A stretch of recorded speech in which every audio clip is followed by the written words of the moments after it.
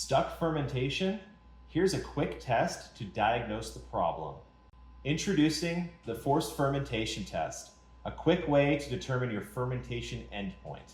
This test accelerates yeast activity by providing optimal conditions, helping you understand the maximum sugar consumption potential of your yeast in your beer. It reveals if your main fermentation is likely to complete and highlights any issues with yeast health or wort fermentability.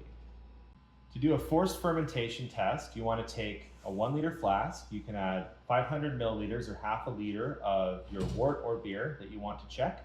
You're going to add an over pitch of yeast. So that's going to be about 10 milliliters of yeast slurry or about 2 or 3 grams of dry yeast. And you're going to put that on a stir plate with a stir bar, and you're going to stir it for between 48 to 72 hours, so 2 or 3 days. And then you want to measure the specific gravity at that endpoint.